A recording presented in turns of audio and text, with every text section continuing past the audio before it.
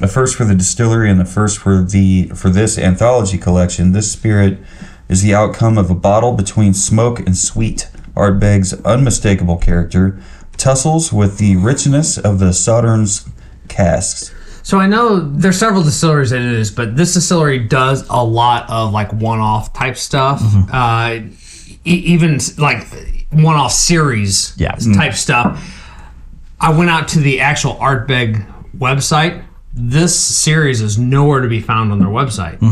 So I'm like, they had a 10-year and then it jumped to I think a 16 or an 18 or something like that. I'm like, there was no 13 and this series was on. I'm like, okay, so I went back to the link that you sent me, and I'm like, okay, Total Wine, and I found a couple other places that had it, and I found a couple places that had some review type stuff on there.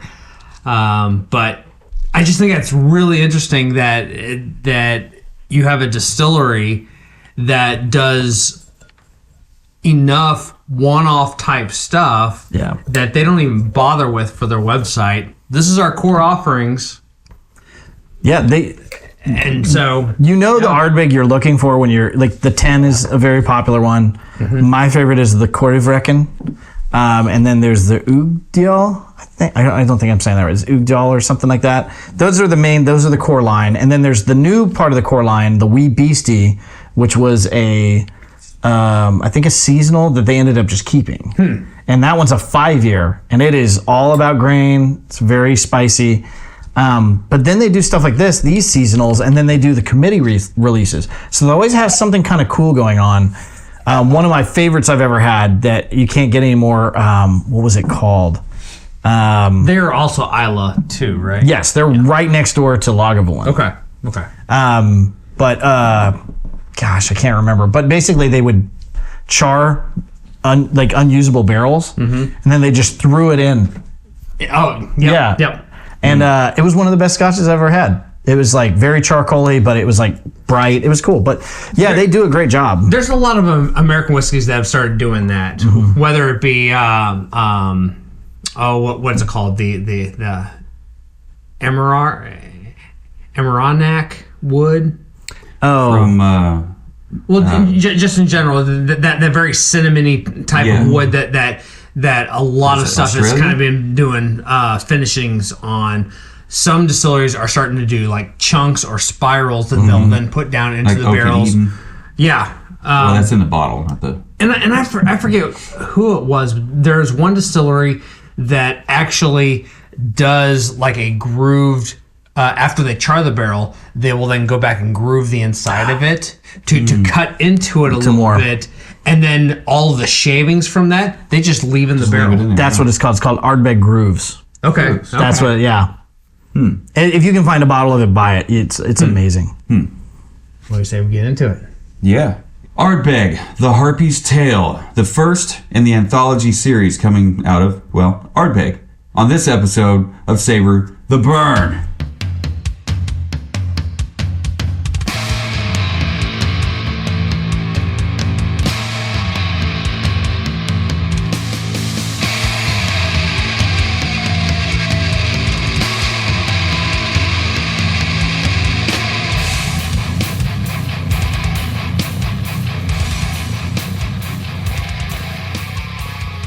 Hello, everyone. Ladies and gentlemen, theys and thems. Welcome to the Savor the Burn podcast. My name is Jonathan. Across the barrels from me to my right is Mr. W2. How do you do? Feeling pretty fantastic. How about you? I'm doing all right. I'm enjoying a few scotches with my new friend Josh. Yes, sir. Thank you one more again for coming out and sharing this bottle with us. Oh yeah. We talked about this extensively, I think, off camera. I read the whole back. Well, we're gonna have to read it again. The whole back of the bottle. I mean, it's got a great, fun little story behind it. I just hope that the whiskey's as good as the story. And you said you're looking forward to seeing what we think about it. Because what is it? Is it hit or miss? Is it love it or hate it? Or? I have not had something like it, and I haven't formulated an opinion yet. It's a good whiskey. I just don't know where it sits in my purview.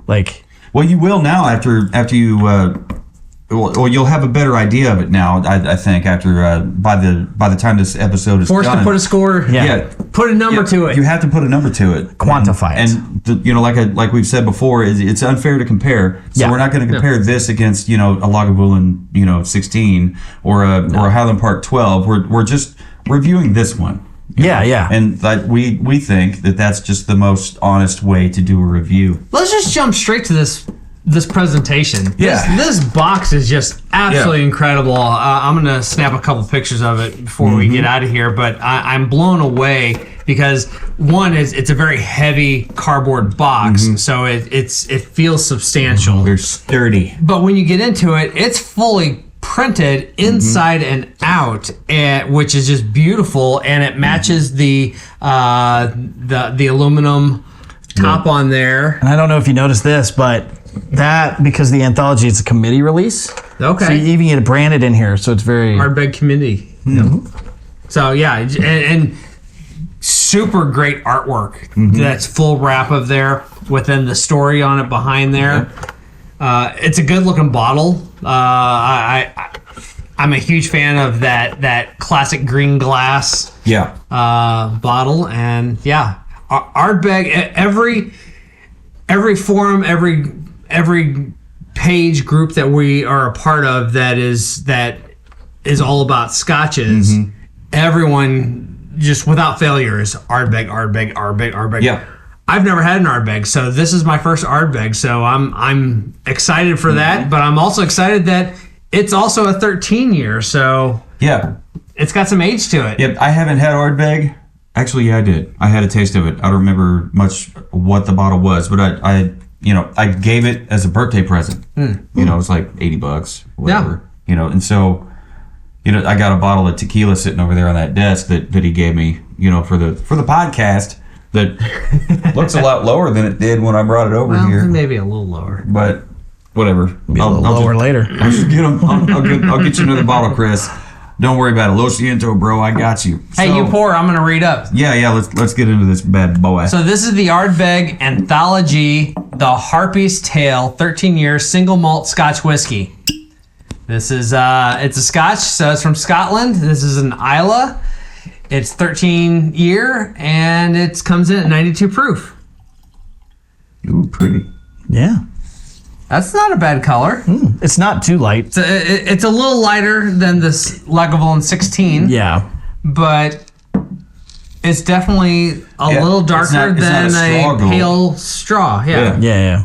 So the very first release from Ardbeg Anthology Collection, inspired by the seldom seen Harpy, a winged beast said to inhabit Islay. The legendary edition is a first of the distillery. The happiest tale has been matured for 13 years in rare Sauternes wine. It's a wine cask. That's that word I was having a hard time figuring out how to pronounce over here. And married with classic Ardbeg ex-bourbon. After over a decade in the cask, soaring smoke swoops into sweetness as Ardbeg's unmistakable character wrangles with the richness of the Sauternes cask, a supreme age expression. The taste almost as sensational as the tale. And Ardbeg is another one of those Islas that it is very noticeable. Yep. Very similar to Lagavulin, but completely different. Yeah, I mean, it's a very similar smoke on there, but there's other things going on there. Yeah. I get the sweetness out of the smell. There's a lot of sweetness, and that briny, band-aidiness is a lot more subdued than the Lagavulin. Yeah. This is down here lightly medicinal. Lightly meaning like the Band-Aid smell. Yeah. I think it has an oily, like another oily. I think that's character to these peatier scotches in general. And to that point, right here on the notes that I pulled, says nose very distinctly oily with touches of extra virgin olive oil, sweet briarwood, aromatic herbs, coriander and sage, and a suggestion of smoked lemon peel. A splash of water releases more oiliness like linseed oil. a gentle waxiness, and a burst of perfumed, aromatic, interesting. carbolic soap, and finally a whiff of creme brulee. Soap. Carbolic soap? So it What the says. hell does that even mean? I get the oil thing. I get soap. I know get a what soap whiff is, of but creme what's- brulee. The sweetness on there, The sweetness is very Yeah, forward. it's Right kind up of top, for me, like kind of a creme brulee. it was honey and smoke. Like, Honey, all day. vanilla, I don't know. like you're getting vanilla. and caramel. You're getting creme brulee. That's that creme brulee. Yeah, there's a little bit there. Coriander right and off the bat- sage. Yeah. the- Sage I can get. The coriander I don't. Sage, absolutely. We had a cocktail Yeah. recently, the pumpkin pie whiskey sour that Yeah. we did for Thanksgiving. Yeah. yeah. Had a garnish of fresh sage, Sage. on there. It's So good. It's not floral, but I think that's where the sage is. Like usually, like Yeah. the last. It's leafy. Yeah. It's not, Yeah. but not as much as like say the Abalor was to me. Well, cheers, sirs. Yes. Put this bad boy on the palate. The palate.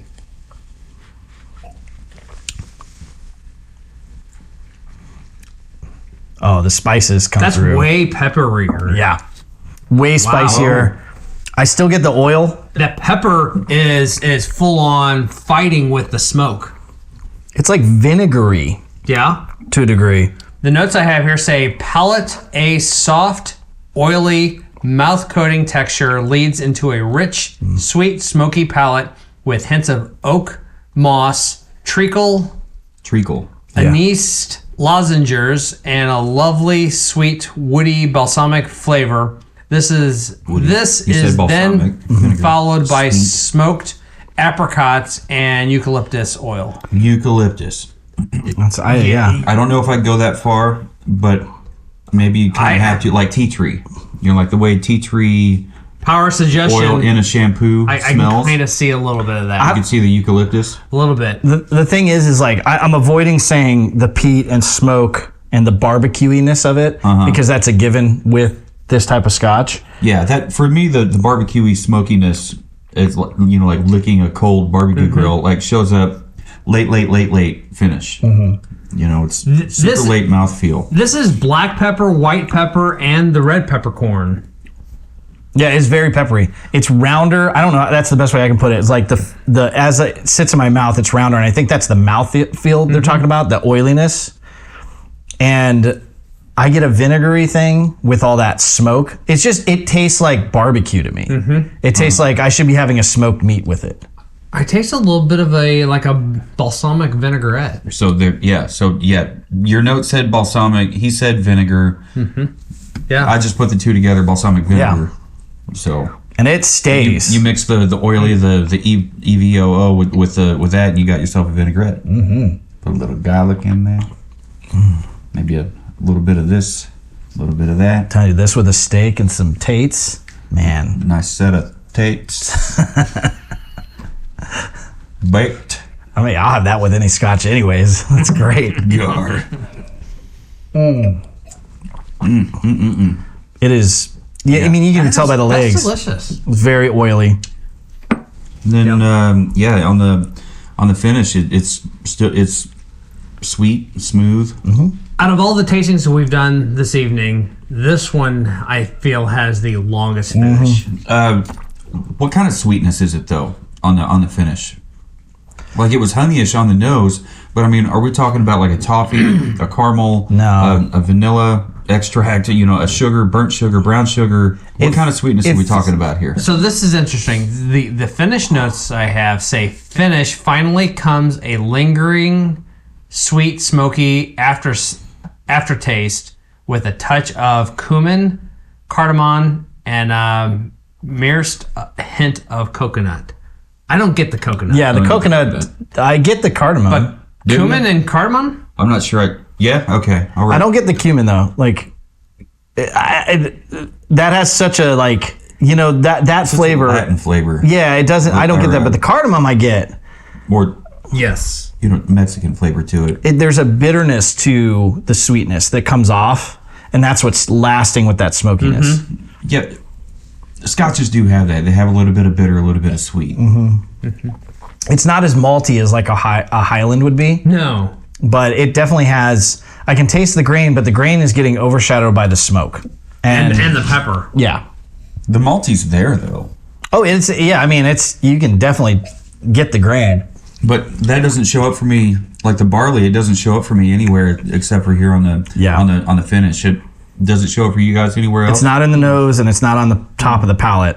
You don't get the grain as much on this, even though it is a younger. I mean, in relative contrast, it's not. It's 13. It's young compared to like the Scotches I like are in the 16 to 18 range. So you would think there'd be a higher grain note at the top, and I get it on the back. This one might be good to do a side-by-side comparison with. So like when you go home, do your own research, grab yourself an Ardbeg 13, if they have such a thing, that's just plain, I think Ardbeg 13. The 10 would be close to this with less complexity, in my opinion. Well, I'm just thinking something that's not, part of an anthology, like a special, series release, just compare it to its closest bare bones, sister bottle, if you will, and see how it compares. I think the thing I love about Ardbeg is I am drinking this the evening is done because it stays with you. It really does feel like a great after work special. Like maybe not every night, but two, 3 times a week. Dude, October, fire. This? Oh, yeah. 100%. Sitting at a fire pit, Scotch, easy. Dinner after dinner. This is, I think the finish on this lasts too long to be having like a sit down dinner. This is like I'm grabbing a quick bite kind of Scotch. I'm done with this, and I mean, those smokes and those peppers are still just rolling over. It's still on the top of my mouth. Peppers. So you said black, white, and red peppercorn. Did you mean anything other kind of peppers? No. Like sweet bells or... Nope. No. Okay. Nope. I don't get that much sweet on it on the end, personally. You caught me off guard. Really? You don't pick any sweet off the finish? I do get the this guy's got a drinking problem. Not as much. I mean, it's there. It's like I can taste it, but not as much as when you put it on the palate. You know what I'm saying? It diminishes. I think on the back end, I'm getting more oil. I'm getting that cardamom, like that spicy thing. And then it's just not going away. It's staying there, which to me is that smoky, oily Islay thing. She lasts. Agree. These fucking nerds. Writing their fucking homework down. Nerds! What'd you give it on the nose? None of your damn business. Fine. 4. I gave it a 4. Where are you at with it? I'm not telling you. What'd you give it, Josh? 4.5. It had a really... I'm attracted to Islay.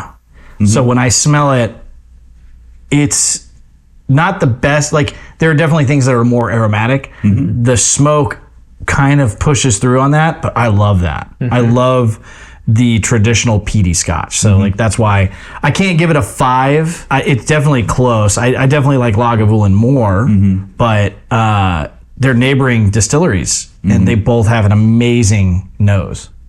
What I love about the Scotch smokiness over most, not just American whiskeys, but just other whiskeys in general, is I feel that so many other whiskeys, if they have a smoky element to the palate or the nose, it has a tendency to be an artificial smoke.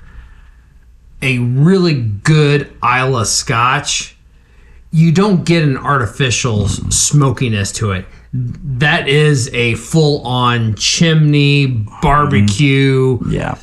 You can taste the plume that's coming out of that bottle. You can taste the crispy edges on that barley. Yeah. That said, my nose was 375.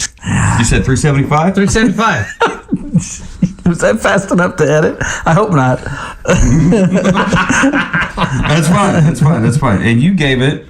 I gave it 4 on the nose, 4.5. Yeah, nose 4.5. That's not bad at all. What'd you give it? I gave it a 4. 4. I gave it a 4. I was wowed. I knew kind of what to expect, ballpark, what to expect. When you show up to a ball game, you know which ball game you're showing up to.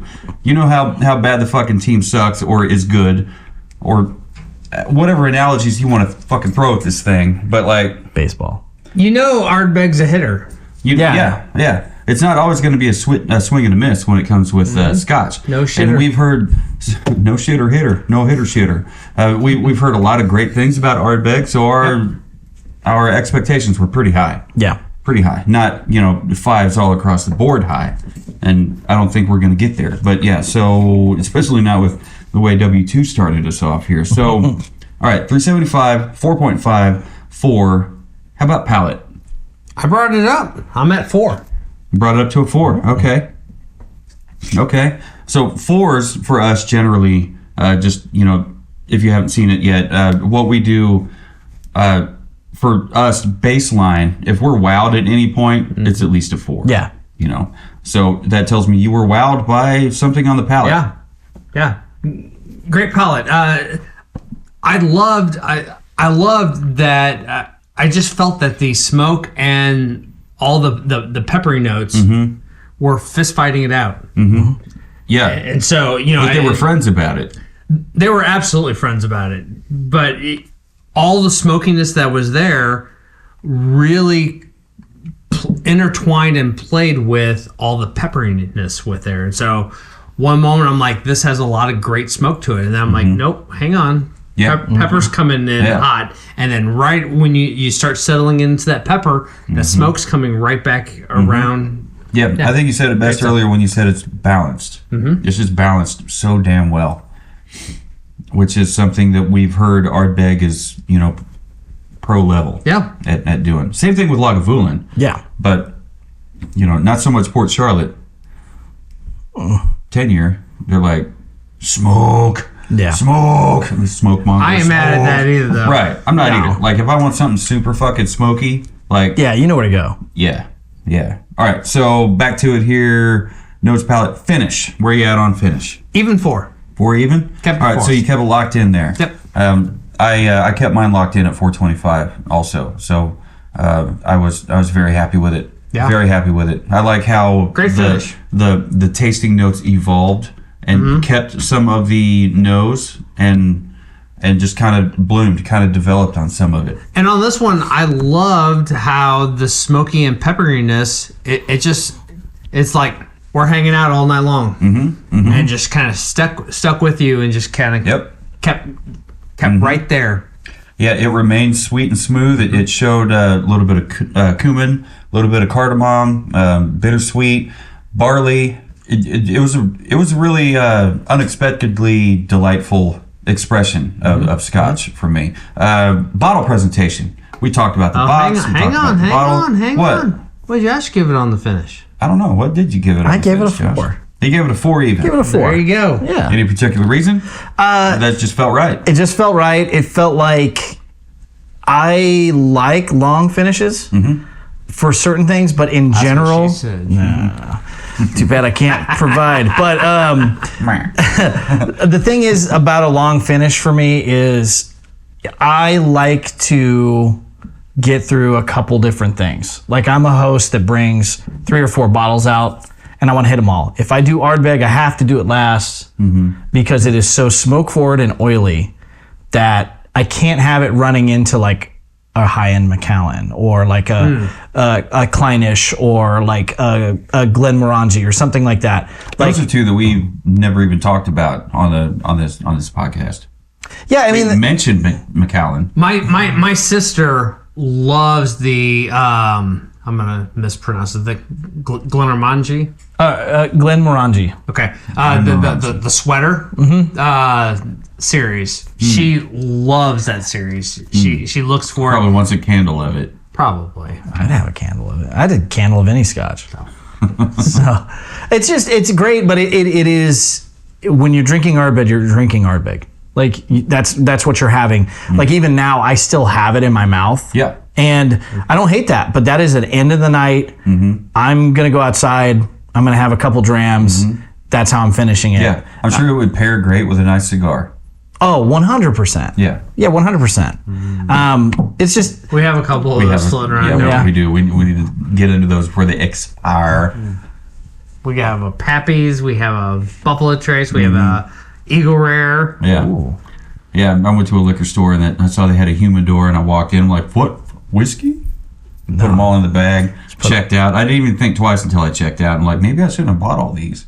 Hey, dude, we need to fire up that fire pit again and smoke some cigars. Maybe you need to come whiskey. back, and then next time we're just out at the fire pit. Yeah. Oh, no. Yeah. Whiskey and hangs at a fire pit? Have a... God forbid. Have another Scotch bottle kill. Oh, we should do it. So we did that. We're going along. We're full on for quite a long time. Video, not audio only.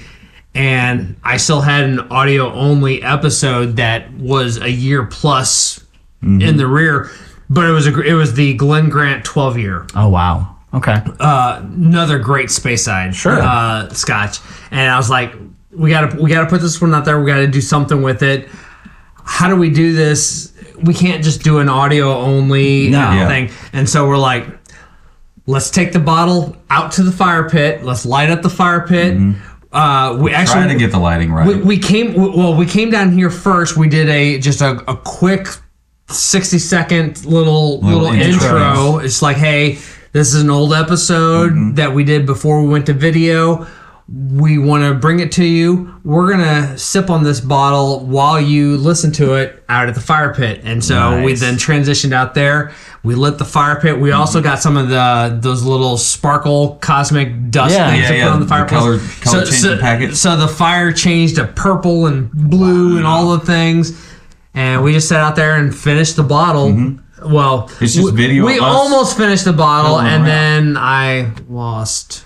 Like, there was only about that much left of it, but I lost a little bit of my in the big crash debacle. I'll tell you what, we'll make up for it. I'm going to Scotland in January for almost the whole month. Wow.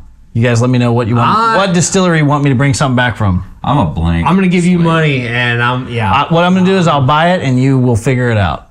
Done. And then that'll be an episode. Done. All right. We'll show them the stamp. It'll be like, hey, can't get this. Yes. Yeah. Yes. Guaranteed, he's coming back. I have to. Josh Barber, here. Savor the burn. A return offender says here in his chat log, he's coming back. That's kind of what the sentence was, but yeah. So that brings us back to bottle presentation. I gave it a 5. Dude, I gave it a 1. It's hard not to give it a 5. Once I saw that it's a cool ass box on the outside of it, but once I saw it was fully printed on the inside, which then matches the aluminum shrink wrap on there. I was just like, you can't go even anywhere. on the back of the bottle. There's a little bit of Harpy lore on the back, and you see the Harpy feathers. Kind of. I love it around that barrel. 5 all day long. Yeah, all day, every day. I like it. Yeah, 5, you, sir. 5, 100%. It's a beautiful packaging. Ardbeg nailed it. Yeah, they always do. Nailed it. What did that bring your final to? My final ended up being an 8 3/4. We got there differently, but girl, same. Really same, huh? All right. I got a 9, even 9. I ain't mad at that either. Yeah, 9 even. That's a good one. If you can get it. Committee releases are hard. What does that mean? What is a committee release? So a committee release is a very limited batch, and they only do very special things with it, like the little stories, and they do little odd things with it. And committee releases themselves, not only it'll notate on there, where's it at? I think it's on the box. Sorry. So in the box, it'll say a committee, and generally, you get a committee release. It's right there on the top. So that means there is not a lot of this, and they only do the one run of it. This will not return. You will not get this again. That's what's cool about it. Yeah, we love that stuff. I mean, as much as we love it, it kind of makes me a little sad. Because if we like it, like the Filmland Spirits do that kind of thing. Or the Redbreast Missouri oak. Right, which gets really mixed reviews. Like, some people like it, some people hate it. We dug it. Yeah, I fucking dug the shit out of it. Yeah. I mean, how cool is that? Like an Irish distillery, one of the main motherfuckers is going to pick the state of Missouri to source its oak wood and do a to barrel one-off their Irish whiskey. Yeah. release. Like, it's an honor for my state, you know, and for the United States. Like, I don't know. I'm at a loss for words for that. Man? I get so. The thing I love about whiskey without the E is there are so many variations and cool stories to tell about it. And it's been romanticized by the wealthy. Like, you know, look at a movie. If somebody is very wealthy, they're going to order a Scotch. And there is some truth to that because of exclusivity. But I think the cool thing about it is like, you know, like even our story with this, we will always remember the Anthology 13, the Harpy's Tale, because we got to have it and it doesn't exist anymore. And it happened on here, which is really cool to kind of archive that. But there's so many scotches that do that. There's kind of your main, your base marketing on what the main sellers are. But then again, you know, I've had some scotches, like some of the Macallan exceptional casks, where you're like, oh, that was amazing. Can I have that again? They're like, no, that we made like 1,200 bottles of that. And it's like Constellations from Dalmore. They did it on right at midnight on the year 2000. They bottled it and it sat for a time and they said, let's put it out. And it's just stuff like that makes Scotch so much cooler to me than some bourbons and things, because bourbons are amazing and I like them, but they kind of, like I said, to me, they do this one notey type thing. And there's some that break out and I fall in love with them, but Scotch to me has such, I mean, we saw like just from two regions. Yeah. The very difference in Scotches. It's wild. Love it. Dear Mother, the war is going well. What